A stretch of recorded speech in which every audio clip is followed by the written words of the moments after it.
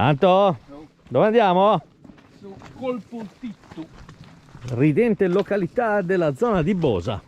ridente località dei Cagadonzi.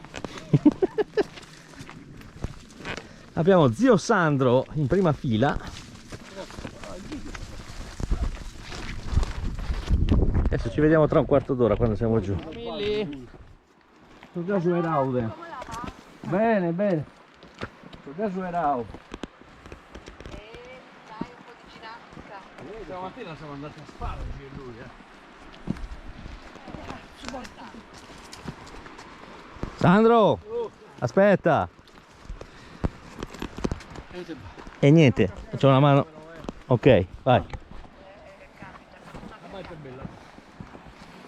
Dove siete, Bosa? Ah, Colpultittu, Colpultittu. Sabadrunche. Ma che meraviglia. Ah, bello. Ma non c'è più la spiaggia? Ah, sì, mi ricordo.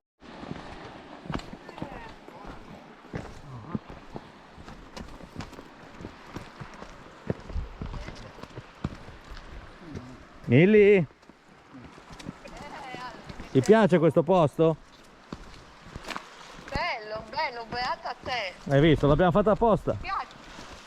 Vero? Per farti vedere. Poi 9 weekend in Albania. Dio mio, Deus meus.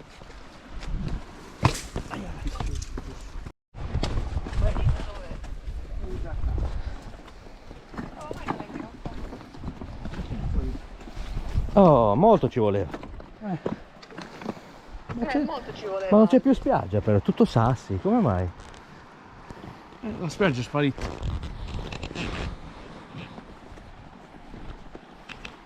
Ma già ritornerà la spiaggia. Allora Davide è arrivato.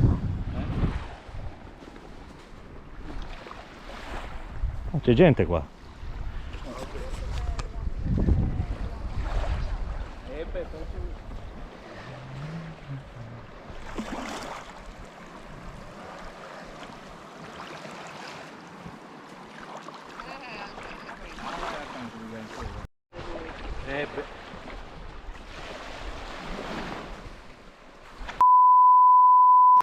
Qua è mollo però. Ma dai.